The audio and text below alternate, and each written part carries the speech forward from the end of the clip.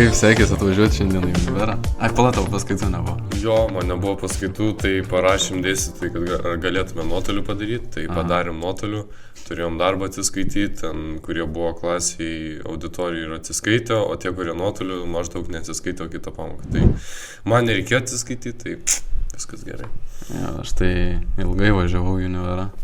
Šiaip man paprastai, mes gyvenam nuo šaliai Kaune. Tu Dainavoj, aš Muravoj, tai pakankamai pakraštys Kauno.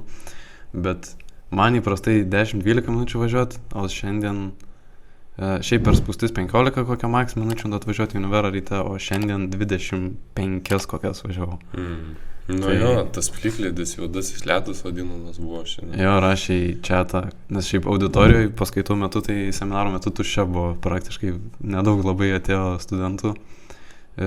Rašė į grupės chatus irgi, kad nespėja, kad Šilainiuos visi 3 tiltai užblokuoti. Aš mačiau ten fotkės, kai buvo 3 mašinos maždaug per visą tą tiltą užblokuotą. Aš mačiau, Panemunės tildo irgi, man atrodo, buvo avarija, ar ne? Jo, nu ten ant visų tiltų ir viadukų buvo Kaune. Nu tai va, tai mačiau ten irgi nuotrauką, kad skersai stovi tiltą visą ir užblokuota.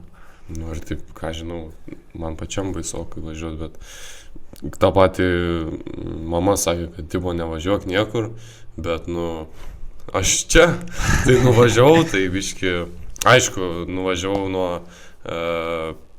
labiau dienos metu, o ne nuo pačio ryto, kai tas plikledis buvo. Bet aš tai ryte nejaučiu jokio plikledžio, ką žinot. Nu, Normaliai tas manau kelias kaip atrodė. kam, nežinau, jeigu ten su vasariniam važinėjo, padangom vis dar, tai... Ne, pas mane žemynės. Ne, bet kai kurie kiti, Jo, kurie jo. važinėjo, nu, tai... Jo. Tai va, šiaip ką tik ir iš kirpyklos atvažiavau, tiesiai iš kirpyklos. Gerai atrodai, labai užsigrūzinęs buvai, kad ne taip atrodai, bet ką žinau, normaliai. Tai Galėtų normaliai daugiau. dabar atrodo, kai aš galvą išsiploviau ir biškiai susiformavau normaliai, bet kaip mane išleido iš tos kirpyklos, aš įdėsiu foto arba video, nežinau dar ką nuspręsiu, kur atrodo geriausiai iš tų visų, kaip blogiausiai atrodžiau. Nežinau, ką tu ten parekomendavęs. Nu gerai, Nežinau, ar minėt ar neminėt čia dabar tą barbershopą. geriau galima apsiriboti ties to, kad neminėt, bet iš mano pusės, mano rekomendacijos geros, bet nežinau. Žodžiu, tai aš susiformavau gerai tą šukuosiną, bet kaip mane išleido iš ten, tai buvo tragiška. Man apskritai kirpimusi patirtis tai yra labai sunki, nes mano plaukai yra karbonuoti natūraliai, beje, čia jeigu dar kiltų tam klausimų, nes visi klausia dabar, kai čia ta banga atėjo tų cheminių visų darymosi tų makaronų, visi klausia, ar natūraliai ir cheminiai pasinarės ir visi tada nustemba, opa, natūraliai pas tave. Tai man nemoka manęs kirpti realiai, labai daug kas nemoka tvarkytis tokiais plaukais. Kazlų Rūdoj visada, kai kirpdavausi, eidavau visada pas moteris, nes realiai moteris visur kirpėjos. Tai ten tiesiog, nu irgi ten prastai nukirpdavo, moteris nemoka daryti feidų. Taip. Tai čia jų minusas, bet jos ilgais plaukais pakankamai gerai dirba. Tai man buvo Kazluose minusas, kad negalėdavo padaryti feidų normalių, kad tiesiog ten ant pirmo visur praeidavo ir čia toks krūmas ant galvos. O tada Marijampolėje paskui, kur išbandinėjau, ir dabar Kaune, kur išbandinėjau, feidus moka visi daryti, bet niekas negali su tais ilgais ir garbanus plaukais susitvarkyti. Tai Marijampolėje turiu vienintelį gerą barberį, kurį apleidau atvykęs į Kauną. Ir nusinčiau kaip tik šiandien, kaip mane apkirpo, kaip atrodo, tai tuos crying emoji man užmetė, parašė they did you dirty. Parašė come to Papa Brian, I'll get you, I'll take you with care. Jo, jisai perujėtis. Tai Marijampoliečiai tikrai žinos, tai Brianas barberis, tai top barberis, tai... Tai jis gal ir Sūduvos žaidėjus karpa, ne? Jo, jis visus realiai Marijampoliečius ten karpa pasiems, žinai, užimta. Tai parašiau šiam. Kitą kartą važiuosiu į Marijampolę, viskas baigėsi mano eksperimentavimą į Kaune. 3 kirpėjus pakeičiau. Jau maniau, kad praeitą kartą blogai mane apkirpo, kur aš ten iš vis bendrabutį pas netvarkingą, ten kažkokį užsienietį irgi noriu. Mano bendrabutį vėjo. Sutapimas buvo žiaurus. Mano būto kompleks ir aš irgi toks, kai man Simas atsiuntė, kad ar kartais tu čia negyveni, aš sakau, čia mano būtas. Ir po to jis grinai tam pačiam aukšte kaip aš, ne? Gyveno. Ten už kelių kambarių. Visiškas sutapimas buvo. Tai aš galvojau, tada jau blogai nukirpo. Ir tada kaip šiandien išėjau, tas dar buvo labai gerai sudirbęs iš tikrųjų. Bet aš geras žmogus, vis tiek palikau tipsą, Nu, aš šaunuolis. nežinau. Tai tiek iš mano kirpimosi patirties. Nu, pas mane nėra tokių, tai paprasti plaukai. Gerai, tai šiandien turim šiaip Q&A epizodą. Toks išskirtinis bus. Dar trumpai dėl praeito epizodo galim pašnekėti, mes keliam ir istorijų, kad sudėtinga buvo iš techninės pusės, mums tas epizodas biškį nesigavo, nes ir perfilmom, ir ten garsas neįsirašė, buvo labai daug broko, bet vis tiek dėkojame jums už įsitraukimą. Labai ačiū už visas peržiūras. Taip. Ir ką, ir šiandien startuojam su Q&A, tai toks bus susipažinimo su mumis epizodas, kas turėjo klausimų kažkokiu, viską parašėt Instagrame, tai galim startuoti, manau. Puikiai sujudėt su klausimais, buvo daug užduotų klausimų, tikrai esam dėkingi, net nesitikėjom, kad tiek daug bus įvairiausių klausimų, iš įvairių kampų paliestų klausimų, tai jo. Jo, kai kurie aišku ten kartojasi, bet atsirinkom ir šiaip neblogi pakankamai klausimai. Nu, tikrai geri, kokybiški. Tai ką, galim nuo pirmojo pradėti. Ja. Tai Benas Lepinaitis klausė, kokius oferius turėjai Belgijoje, Remai? Kodėl nelikai Belgijoje ir grįžai į Lietuvą? Tai trumpai apie Beną, tai Benas Lepinaitis iš tikrųjų yra mano agentas krepšinio. Tai jisai man ir padėjo Lietuvoje surast klubą. Oferius, tai pasiūlymus gavau Belgijoje žaisti už 3 komandą. Šiaip žaidžiau... Kokiam mieste? Briuselį tom pačiam, bet buvo tokiam pramoniniam rajone. Tai gavau tokį oferį 3 lygą žaisti ir aš gavau jį, kai man buvo 17 metų. Tai man toks buvo įvertinimas ir tikrai norėjau žaisti. Tikrai norėjau už tą 3 komandą žaisti, būčiau užgavęs ten atlyginimus, kompensacijas visokias.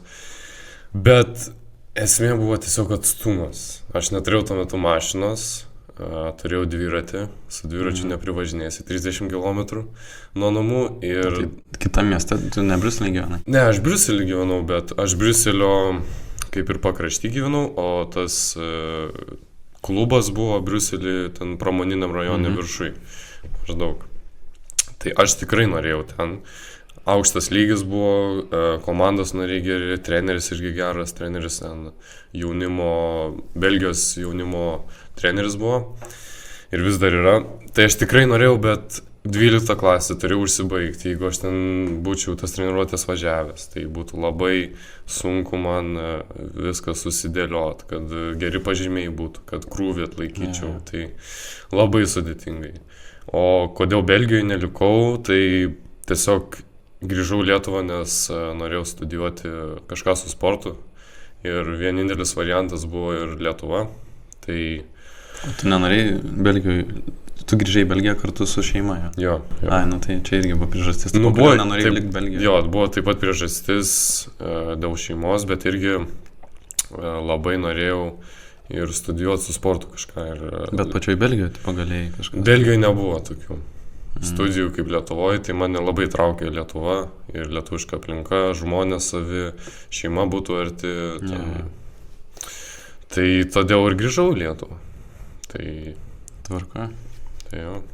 Danas Kazakevičius toliau klausė, kada dėjimas į Kašį. Tu siekė lanką? Nepasiekė. Lanką aišku, kad siekiau, bet aš... Dėt aš galiu įdėti, bet aš nelabai mėgstu dėlioti, aš nežinau. Ko jūs tai nelabai mėgstu? Nu, ta prasme, gal aš ir kartais, aišku, priklauso nuo dienos, ar galiu įdėti, ar ne. Na, ja. Bet šiaip dėjimas į Kašį, tai greitų metų Danai. Tikrai, kai įdėsiu, pamatysi ir būsi nustebęs. Šiaip kur tu dabar gali žaidži, gali papasakoti? Tai šiuo metu neturiu pastovios komandos, aš tiesiog žaidžiu per kelias komandas. Tai Kauno krepšinio mėgėjų lygoje, Kauno krepšinio lygoje, Elektrėnų Kaišiadorių krepšinio lygoje žaidžiu. Tai per daug komandų žaidžiu, labai patinka tas skirtingos aplinkos irgi labai, man patinka tie patys komandos nariai irgi geri, taip pat už LSU komandą žaidžiu universiteto. Tai tikrai moku, manau, pristaikyti prie įvairių komandų ir nematau to sunkumo daryti. Tai jo, manau, kad kitą sezoną galėčiau kažkur aukščiau pakilti. Tikėkime. Tai kitas klausimas. Andris Krasnickas klausė: Simai, geriausias Sūduvos šio sezono futbolininkas. Dėkui, Andriui, už klausimą. Malonu, kad taip po mašiną pakištas. Jaučiuosi dabar. Negaliu išskirti vieno geriausio Sūduvos futbolininko sezono. Nežinau, man pačiam taip nejauku atrodo sakyti. Bet šiaip negaliu išskirti, visi yra skirtingai geri tam tikrose sferose. Pavyzdžiui, šiaip vartininkas, tiek Giedrius, tiek Vilius puikiai dirba. Gynybos linija Zotko, žiauriai techniškas žaidėjas. Pasus labai gerus dalina. Živanovičius, nerealiai patirties daug turintis gynėjas ir man kiek padės yra kaip tiek dar kai galėjau žaisti iki traumos, tiek kiek kartu žaidėm ten mes trumpai. Kol traumą gydžiausi pirmą kartą, nerealiai daug psichologiškai padėjo, šiaip kaip asmenybė, kaip kapitonas, tai yra nerealus žmogus iš tikrųjų. Burzilauskų duetas, ten... Broliai žaidžia? Broliai žaidžia. Tautvydas Burzilauskas gynybai, kaip juda Ernestas, saugas tikrai labai geras. Puolime irgi turim Aivarą Remsį, kuris aišku buvo iškritęs sezonui, praktiškai visam sezonui, tai jam šiemet prašiau buvo. O ką mes ten dar turim Federovą krašte, tai irgi labai geras. Aš negaliu išskirti kažko vieno, Styvą, turim Lausoną. Visi žaidėjai yra kažkuo savotiškai kokybiški, tam tikrose turi tam tikras stiprybės, žodžiu. Tai vieno neišskiriu, myliu visus iki vieno ir jo, ir visi man yra geriausi visi. Tai toks saugus atsakymas. Bet tai negalėtum spręsti, kad, pavyzdžiui, kas daugiausiai įvarčių ir ten... Žinai, įvarčiai nebūtinai parodo, kas yra... Įvartis yra įvartis. Rezultatyviausia gali nuspręsti pagal įvarčius, bet ar kas yra geriausias pagal įvarčius, čia kitas klausimas. Jo, toks saugus atsakymas. Toliau Ignas Dambrauskas klausė mūsų, kokius hobius pabandytumėt, jeigu daugiau niekada didžiosiam raidėm parašyta, nebegalėtumėt sportuoti ir žaisti jokio sporto? Toks pamąstymai klausimas. Aš manau, jeigu tai būtų kaip realybė, tai kulinariją kažką daryti. Pavyzdžiui, daryti kokį kontentą su kulinarija, kad ten su maisto gaminimu, nes kadangi man patinka maistą gaminti, tai pabandyčiau ties maistu kažką pabandyti, kad ten, pavyzdžiui, gamini maistą ir ten keli Instagramą, Facebooką, ar ten laidose bandai filmuotis, bet čia jau labai toks max lygis. Matei dabar Netflixo naują serialą? Kokį? Culinary Wars, ar kaip ten vadinasi, neatsimenu. Aš mačiau kažkokią, kur ten irgi Netflix'e yra, bet... Ten Michelino šefai, ten juodi prieš baltus, ten Michelino šefai prieš ne Michelino žvaigždučių neturinčius ten šefai. Ne, nemačiau. Na, žodžiu, šitas dabar populiarus, aš ten biškį pažiūrėjau, bet... Įdomus? Nelabai turėjau laiko tiesiog žiūrėti, bet manau dar peržiūrėsiu. Tai reiks pažiūrėti. O be maisto gaminimo, tai gal pabandyčiau ir editinimą. Video? Jo, video editinimą. Tai aš priimu į pamoką, žinai. Tai man patinka tas visas ir stebėti tą visą procesą, kaip Simas editina tos video, tai tikrai užkabino ir norėčiau pats pabandyti kokį didesnį projektą pats sumontuoti. Taip atsisėst, taip turėti daug laiko, atsisėdi ramiai ir taip sumontuoji didelį projektą kokį. Tai šitie, manau, maisto gaminimas ir editinimas ten video. Tai manau šitie du hobiai būtų mano geidžiamiausi. Man, nežinau, aš kokius hobius norėčiau pabandyti, man vis tiek viskas kyla su sportu. Aš ten norėčiau kažką, nežinau, ten vandens kokį nors sportą pabandyti, ten žiemos sportus tuos visus išbandyti, bet vis tiek viskas siejasi su sportu, tiek hobiai. Šiaip neskaitant tada sporto, man, nežinau, aš turbūt toliau tiesiog užsiminėčiau tuo savo hobiu, tai yra tuo grafinio dizainu, tuo nuotraukų darimu, ko ir užsiemu. Nu ir video montavimu. Tai čia kažko naujo kažkaip nesugalvoju, tokio labai dabar dar neturiu. O kažką su muzika bandytum? Su muzika? Nu nežinau, gitarą kokią grot, pianinu skambint. Variantas šiaip iš tikrųjų. Išmokti kokį nors instrumentą grot gražiai, normaliai. Gitarą visai fainai būtų. Ar jeigu dainos galėtum, tai iš vis būtų. Šiaip Ignas ir yra mano draugas, mes kartu Briuselėje baigėm mokyklą, tai jisai yra tenoras, jisai ten operoj dainuoja. Okay. Jo, tai jisai nuo mažumės dainuoja, bet pas jį toks, tikrai stiprus balsas ir jis dabar studijuoja Anglijoje, ten tokioj labai aukštoj konservatorijoje muzikos, tai jam labai matosi šviesi karjera, jis ten gavo ir finansavimą iš Lietuvos, tai tikrai toksai nusipelnęs dainavime. Okay. Tai tikrai smagu už Igną ir ačiū už klausimą, Ignai. Jokūbas Ryškus, mūsų pirmakursis irgi studentas. Mano grupiokas. Tavo grupiokas. Kaip sekėsi gyvendinti šį projektą? Kaip susipažinote? Ar vyks TikTok laivai? Kaip sekėsi gyventi? Tai manau, kad gerai sekasi, 3 jau epizodas. Jo, 3 epizodas. Nežinau. Tai praeitas epizodas turėjau broko, kaip ir minėjom. Tai ten buvo pirmieji tokie rimti nesklandumai. Visa kita visai nebloga pradžia, manau, yra. Jo.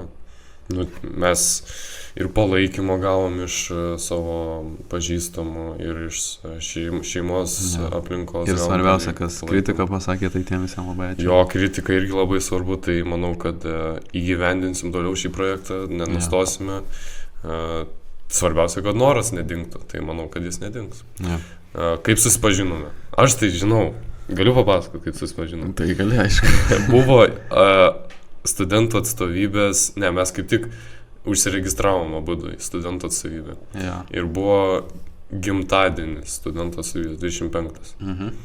Ir vyko ten tokiam restorane, bare. Prie Romuvos ten baras. Jo, prie Romuvos. Kaip vadinasi. Prie kino teatro kažkaip. Laisvės alėjai. Prie Romuvos. Ir maždaug ateinu aš vienas. Ten mus pradžiai, ten mus tiesiog pakvietė. Šiaip mes net nebuvom, nei mes atstovybėj buvom, mus tiesiog pakvietė. Nes dabar nepamenu. Kažkokia buvo žinutė. Nes tipo, kad mes geriausiai įsitraukėm kažkaip ten pačioj pradžioj. Aktyvumą tiesiog ten kažkaip. Patiko, man rodos, kai mes parašėm ten žinutę, nes reikėjo apie save parašyti ir, žodžiu, bet žiūriu, tu stovi. Ir prieš tai buvau į studentų parlamentą atėjęs, tai mane tai dėl to tikrai pakvietė. Tave tai tikrai, mane aš tai tiesiog užsiregistrau, bet žodžiu, tu stovi, mano grupiokas Matas stovi ir Elzė, mano mentorė, mūsų vadybos. Ir taip kalbuosi, pažįstu Matą, pažįstu Elzę, su tavim taip mažiau, taip mes toks biški drovus buvo iš pradžių, bet aš užkalbinau tave, taip pakalbėjom, po to ten užsisakėm maisto, kartu sėdėjom, ten tu pradėjai pasakot, aš Sūduvoj žaidžiau Marijampolėj, aš sakau, A lygoj? Sako, jo, aš sakau, rimtai. Taip, kad su pirma komanda. Ir sakau, ta prasme, ir tai mes susipažinom tiesiog tame bare. Ir tada... Aš Matą iš anksčiau dar pažinau, nes mes per Krikštynas kartu komandai buvom. Jo. Tai taip ir susipažinom realiai per atstovybės kelius. Tiesiog jau buvo vakaras atstovybė ir prakalbėjom visą vakarą tiesiog. Jo. Tai daugiau kaip ir nebuvom po to labai susipažinę, kad ten ėjom kažkur, bet tada labiau kažkaip dar užmezgėm ryšį, kad ten labiau pradėjom bendrauti ir tada galiausiai atsidūrėm čia, kuriam podcastą. O TikToko laivai tai nežinau. TikTokas toks labiau mūsų yra promautinimo platforma. Elementas toks, jo. Gal Instagramo laivai bus? Nežinau, ar užsimsim čia pažiūrėsim, nes laivai dar padiskutuosim. Savotiškas dalykas yra. Tik tokia tikrai, manau, nedarysim jokių laivų, ten nerinksim ten tų kepuriukų. Bet ir tokia bloga reputacija pasidarė, tai tik toko laivai. Tai niekada neturėjau geros reputacijos. Iš lietuviškos tos publikos, tikrai, tie visi tik toko laivai. Nesąmonė. Kaimiečiai, visokie, prasigėrė, daro tos laivus, žiauru yra. Dėmesio trūkumas tiesiog. Kaip jie gauna prieigą savai išsireikšti yra, nežinau. Uždrausti reikėtų dalį. Bet mes dalį irgi žmonių. gaunam prieigą išsireikšti. Na gerai, bet pagal tai, koks turinys yra keliamas, aš manau, dalį uždrausti reikėtų. Taip, kokybiškas, svarbiausia kokybė. Gerai, toliau. Tomelis 044 klausė, čia Tomas iš Kazlų Rūdos. Pažįstamas. Pažįstamas, jau. Kokias 2 sporto šakas, kurių nesate sportavę, būtų įdomu pabandyti pasportuoti ir kodėl? Šiaip, aš sportavau futbolo metus, bet mečiau, tai futbolas atkristų. Ką norėčiau pabandyti, tai turbūt tikrai amerikietišką futbolą. Okay. Man tiesiog žiauriai patinka, kaip ten... Kaip laužo tave. Ne? Kaip laužo, kaip ten stumdosi, kaip ten meta tą kamuolį ir tiesiog tas visas veiksmas labai įdomus, man atrodo. Mano grupiokas yra regbį žaidžia. Rimtai? Ja. Pas mane irgi grupiokas regbį žaidžia. Tai, bet ne tas pats regbis yra amerikietiškas futbolas. Ne, skiriasi. Su apsaugom amerikietiškas futbolas, regbis be. Tai man gal ir labiau patinka dėl to amerikietiškas futbolas, nes taip saugiau šiek tiek jaučiat. O nežinau, po 2 gal šakas sakom. Jo, po 2 klausimai yra. O antra sporto šaka būtų, manau, beisbolas. Ką tu į tą Ameriką taip linksti, tai mes Europoje gyvenam. Nu taip, bet ką žinau, man kažkaip tas beisbolas taip atrodo paprastas, ten muši tą lazdą, jokio kontakto nėra. Aš nežinau, iki dabar nežinau beisbolo normaliai taisyklių. Nu, tai reikia įsigilinti, bet šiek tiek... Bet šiaip nesudėtingos jos yra, jeigu taip normaliai paaiškinus. Šiaip nesudėtingos jos, jo. Nu, tiesiog tu ten turi apibėgtas bazės, jeigu ten pagauna kamuolį, tai tada sustoja ir ten... Nu, žodžiu, čia reikia pasigilinti, daug aiškinau, bet šiaip šitas 2 norėčiau. Kaip sakai, linkstam į Ameriką, tai... Okay. Aš visada norėjau kažkaip ledo ritulį pabandyti. Irgi Amerika. Nu, ne, tai čia ne Amerika, čia skandinaviškas sportas. Taip. Skandinavijoje stiprios šalis ledo ritulį. Tai ledo ritulys man būtų toks, kur ant ledo su tom lasdom, ką žinau, fainai man labai atrodo. Nors irgi toks grubus pakankamai ir fizinis labai sportas, bet ir nesaugus gal pakankamai, man ir dantų būtų baisu prarasdantis. Aišku, ten kapas yra viskas, tie šalmai, bet vis tiek, manau, nežinau kaip yra iš tikrųjų, bet taip iš šono žiūrint kiek varžybas, tai, nu, manau, tikrai kas antras yra kokį dantį išsimušęs ar kažką pasidaręs. O pats mėgsti čiuožinėt? Nėra, kad labai mokėčiau, bet čia man gal yra prie to hobio, kuriuos norėčiau pabandyti. Tipo labiau išpropaguoti, bet čia irgi sportas kinda. Aš tai iš vis nemėgstu čiuožinėt, bet kai ateina to kalėdinis tas laikotarpis, tai ten būna tie atidaro tos čiuožinėjimo. Tai va ten nueinu... Bandaros ir Girėno stadione bus. Jo, tai manau tikrai, tie, kurie Kaune bus, tikrai nuvarykit, mes irgi turbūt varysim, tai labai įdomi patirtis bus. Jo, tai ledo ritulys ir antra sporto šaka, nu tai va kažkas su vandeniu. Nežinau, ar ten... Plaukimas. Ar ant banglentės pabandyti, ar nežinau, ar su irklentė, bet su irklentė yra toks paprastas pakankamai. Baidarių sportas koks nors mane tas visai įdomus. Baidarių jo įdomus, ypač per tuos, kur krioklius turi nusileisti. Tas tai įdomus. Bet šiaip pas mane viena iš pramogų vasarą, tai baidaris ten su šeima ar su draugais. Jo, mes irgi. Irgi yra. Smagus šiaip žiauriai. Man tai labai patinka vasarą su baidarėm varyti. Jo, mes plaukiam šią vasarą per Nerį. Ten Nerim, Vilnelė nuplaukia ir taip tada išlendi ten per Baltąjį tiltą, ten taip, nu, labai super. Okay. Einame prie kito klausimo. Žygis Žilinskas klausė, dalykas, dėl kurio negalėtum gyventi. Okay. Sunkus irgi gilus klausimas. Pamastymai. Šiaip, aš manau, kad faktas, be žmonių tiesiog negalėčiau gyventi. Be žmonių ir be bendravimo, nes, nu, nežinau, gal yra žmonių, kas gali kas nors gyventi vienas absoliučiai visam pasauliu, bet nemanau, kad tai, man tai būtų neįmanoma realiai tiesiog. Nu, išprotėtum tiesiog, nežinau. Yra ten filmas, aš nepamenu tikrai kaip vadinasi, nes normaliai niekada nesu peržiūrėjęs to filmo, bet yra kažkoks filmas, kur vyras ten negyvenamai saloj likęs yra. Ir jis, kadangi nėra jokių žmonių, neturi jokio bendravimo, absoliučiai kontakto su žmonėmis ten, ant daiktų, man atrodo, kokosą ar akmenį kažką, žodžiu, išsipiešia veidą ir su juo tiesiog bendrauja visą laiką. Tai aš manau, panašiai būtų. Išprotėtum. Nu jo, realiai. Tai manau jo, kad be žmonių niekaip. Nu ir be šeimos faktas. Jo, aš irgi turbūt sakyčiau be žmonių, bet jeigu imti kokį vieną gal dalyką žmogų, tai turbūt mamos, nes mama vis tiek palaiko tave, gali išsikalbėti bet kada ir tikrai tas žmogus, kuris tavęs neatstums ir kuris tau padės bet kada, tai manau, kad man mama kaip tik yra svarbiausias dalykas pasaulyje. Ir kaip tik kalbant irgi apie mamą, tai mes turėjom tokius mokymus. Jo, turėjom ten tokius komandiškumo mokymus ir ant pačio galo ten pati paskutinė užduotis buvo prieš pat išvažiavimą labai jautriai sučiupo ant jausmų taip. Aš net nežinau ten kaip nupasako tą užduotį, bet gali pratęsti ten ką. Ten viena mergina iš atstovybės pasakojo istoriją tokią ir mes turėjom po 3 dalykus surašyti, po 3 žmonės, 3 vertybės, 3 daiktus ir dar kažko 3 neprisimenu. Bet žodžiu, istorijos eigoj turėjome atmesti po vieną dalyką. Ir galiausiai iš visų dalykų man žodis liko mama ir kaip tik praeitą dieną buvo jos gimtadienis ir buvau su ja kartu, ten visi šeimoje, tai kaip tik labai taip suėmė ant jausmų. Tai kaip tik užsiminiau apie mamą, tai pagalvojau apie tos komandiškumo mokymus. Gražu labai.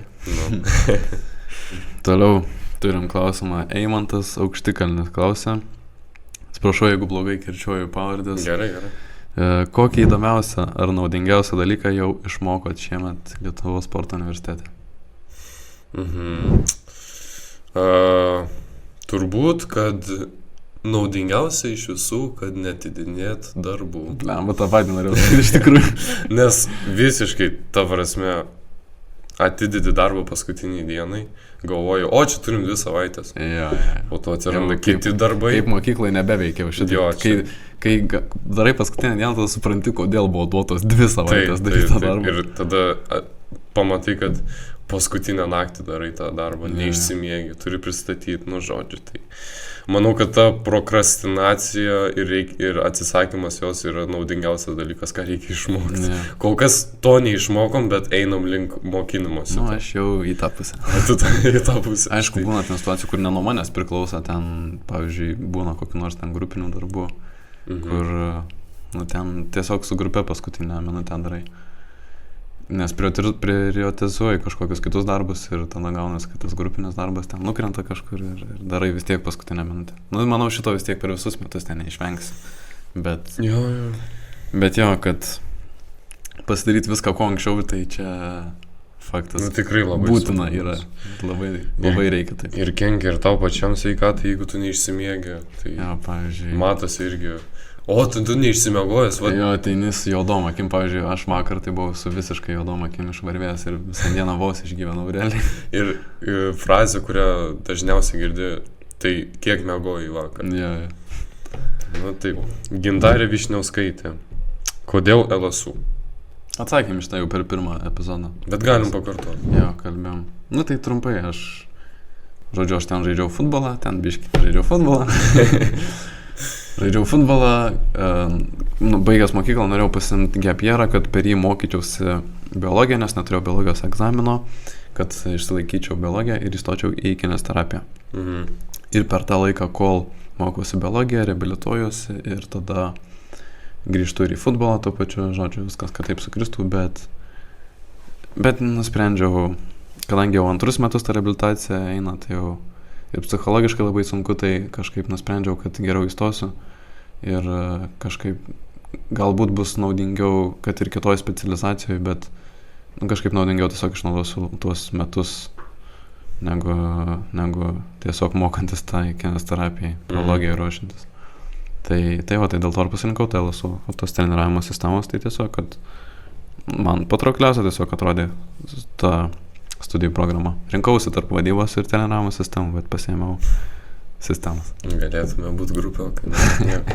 O aš pasirinkau LSU dėl to, kad aš manau, kad LSU yra geriausia vieta Lietuvoje renkanti sporto ir turizmo vadybą. Ir manau, kad yra konkurencija ties to ir aš tiesiog norėjau savo ateičiai geriausio, norėjau geriausiai ant savęs dirbti ir turbūt, kad pusbrolio įtaka, kad jisai irgi LSU baigė. Tai dėl to ir pasirinkau LSU. Kitų universitetų man ten buvo irgi klausimai, gal ten stot, bet vis tiek prie sporto likau. Tai čia irgi tas turi įtakos, kodėl LSU, kad visą gyvenimą su sportu turbūt esam praleidę. Toliau turim Danielės Kačinskytės klausimą. Kokia tavo kūno dalis yra negražiausia? Įdomus toks klausimas. Turbūt atsakysiu, kad pas mane yra toks nestandartinis dalykas, aš labai turiu didelį nykštį, kojų nykštį. Jis tiesiog labai didelis yra. Ir turbūt iš viso kūno tai negražiausia tokia dalis. Jeigu dabar tai pagalvojus. Aš šiaip nežinau, ką aš žinau. Nėra, kad aš savo kūno nemylėčiau ten kažką, ar ten save labai kritikuočiau dėl kažko. Bet mano kojos mažylis pirštas. Okay. Kas su manim žaidė futbolą, visi žino tikrai, kaip atrodo tas mano pirštas yra. Kaip jis, žodžiu, nežinau, kažkoks ten yra pas mane išlinkimas, gumbas. Ir man tas mažylis, jis žiauriai iškilęs ir man visus bucus nuspaudžia. Visi bucai man futbolo bateliai plyšta per mažylį pirštą, tiesiog išlenda pirštas. Nes tiesiog jis iškilęs ir man visada spaudžia. Ir aš turėjau labai daug problemų su pūslėm, man ten išpuliavo dėl to, kad nuspaudė pūslės, ten šašas pasidarė, žodžiu, viduje skyšiai kaupėsi, turėjau prapjauti tą pirštą, kad ten išleistų skyščius tos pūslės, žodžiu. Wow. Tai čia nuolatinė mano problema buvo.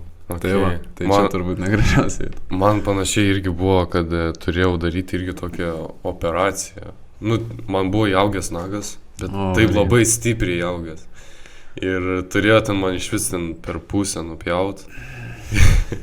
Ką per pusę, ant ką pirštą? Ne pirštą, nagą ten per pusę. Ir aš maždaug gulėjau ant to operacinio stalo ir taip, tiesiog guliu. Tau nuskausminamų leido? Jo, bet... Nes man tai ne. Bet aš taip pasižiūriu į ko ir taip, du tokie bagaliai subesti jau. Aš toks, okei, gerai, kad nieko neužtenka. Užtenka, aš negaliu, man labai sunku klausyti, nes aš viską įsivaizduoju ir tada man... Okay. Deimantė Petelytė. Mėgstamiausias vaikystės prisiminimas, čia klausimas man, ir tada Simui klausimas, kaip ta Marijampolė? Tai tu gal atsakyk. Kaip ta Marijampolė? Ką žinau, miestas kaip miestas. Man Marijampolė šiaip artimas miestas yra, nes vis tiek Sūduvoj praleidau visą gyvenimą praktiškai, tai tiek klubą, tiek patį miestą aš labai myliu, aišku, tas suvalkietiškas akcentas, ta tarmėnė akcentas jaučiasi labai, kai visi šneka. Pats miestas gražus yra ir gražiai sutvarkyta, ir parkų yra.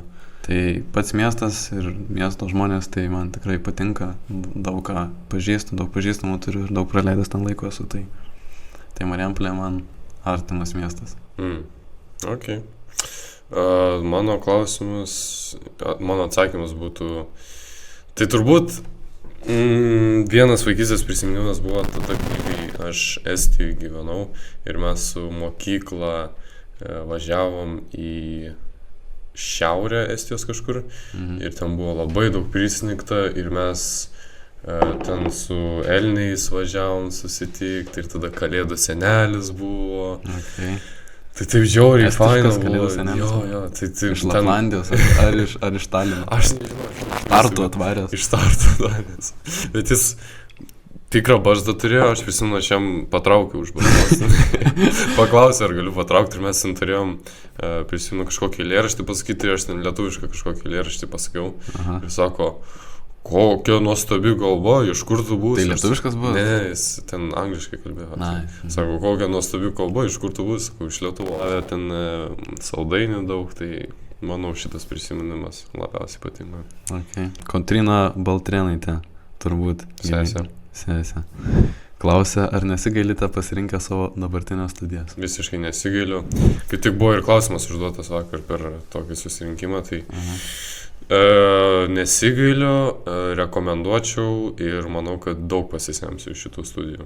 Okay. Yra dalykų, kuriuos aš galvojau, kad šiek tiek kitai bus, negu kad yra. Bet šiaip patinka ir esu patenkintas pasirinkimu. Nu, super. Trumpai ir aiškiai. Ja. Čia buvo nežinomas vartotojas, tai kada svečiai podcast'e? Apie svečius mes šiaip daug galvojam. Galvojam.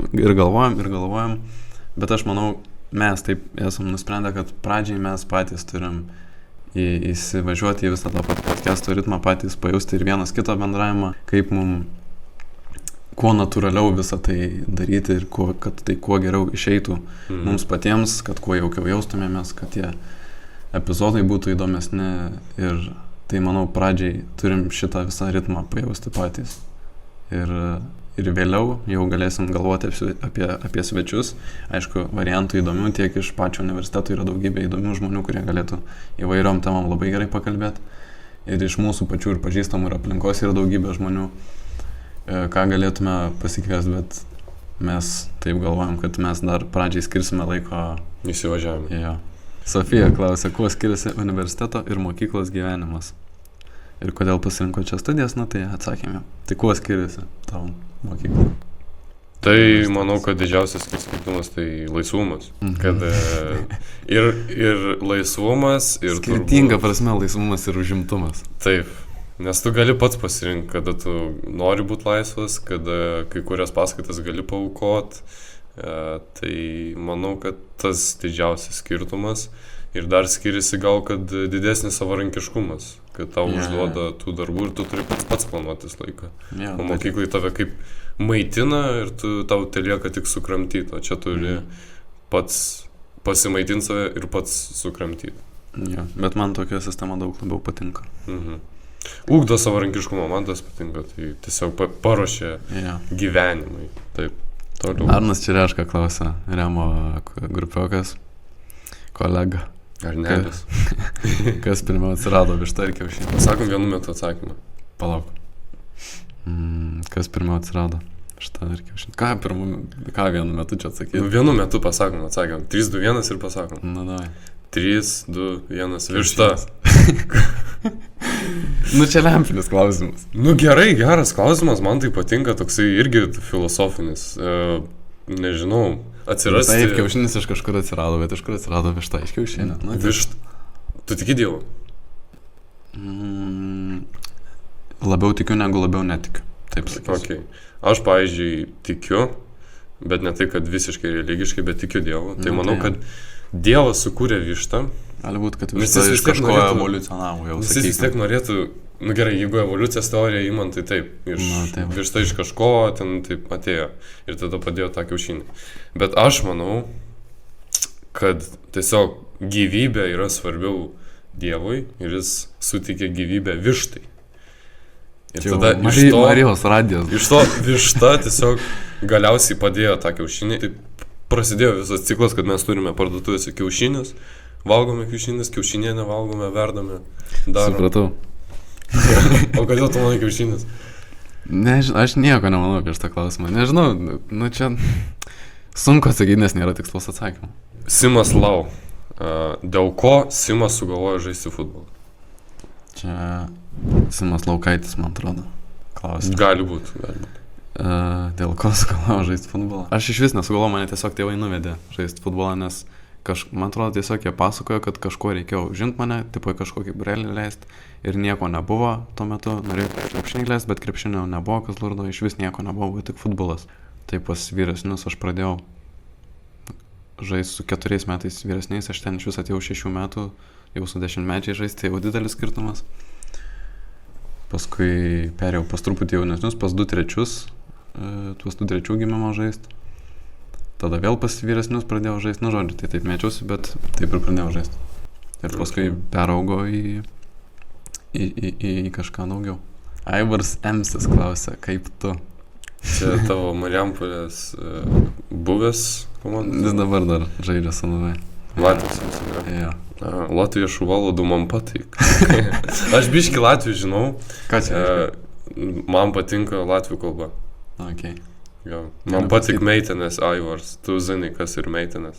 Tu čia antiek prasimušęs? Aš turėjau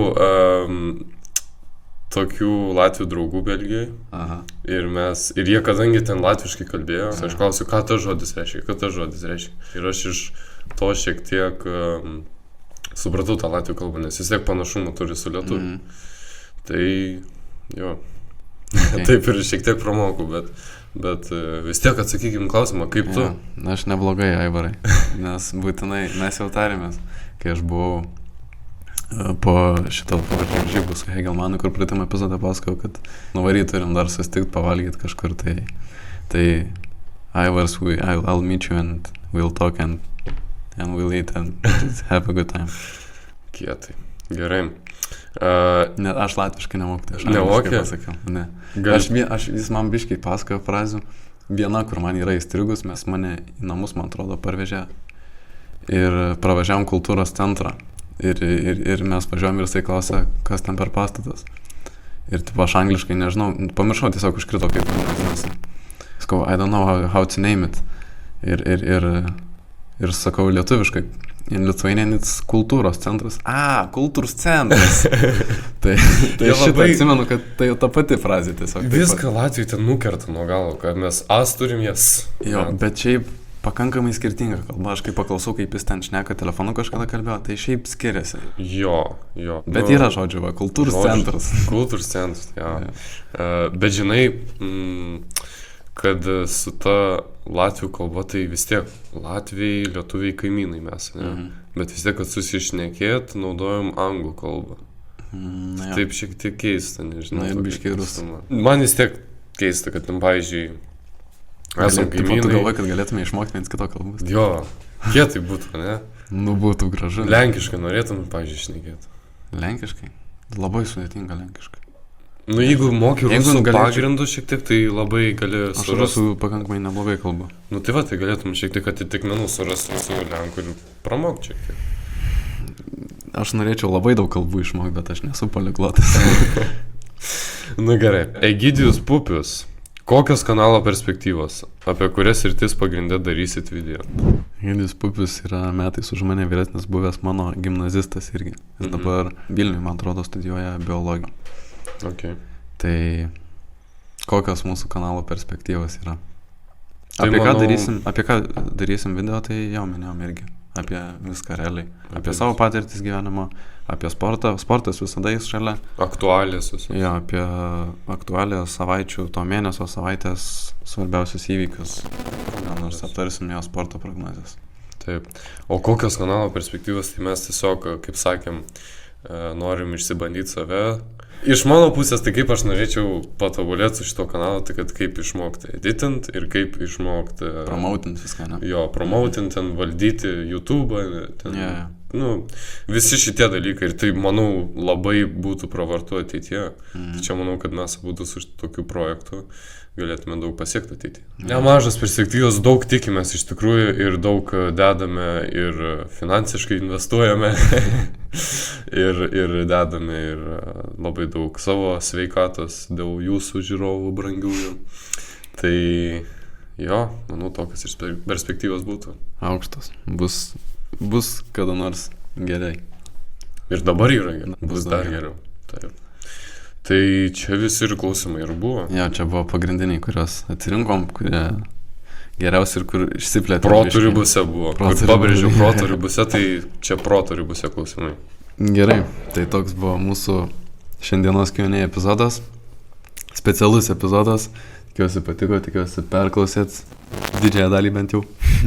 Atsiprašom, jeigu neatsakėm į kažkieno užduotus klausimus, bet turėjom kažką atsirinkti, kad sutilpti į laiką ir jo, ačiū už jūsų užduotus klausimus, tikiuosi atsakėm tai, kas jums rūpi ir jo, tiek šiandieną. Ir taip pat tikiuosi daugiau pažinot mus, jums dabar aiškiau šiek tiek, kokie mes žmonės, kaip žiūrime pasaulį, tai jo, grįšime mes su rimtesniomis temomis, rimtesniomis nuotrupomis. Ja. Ir taip, tai šiam parašykit, jei dar kas domina komentarus, galite rašyti. Ir būtinai paspauskit prenumeruoti, tai mums padės ir įvertins mūsų darbą.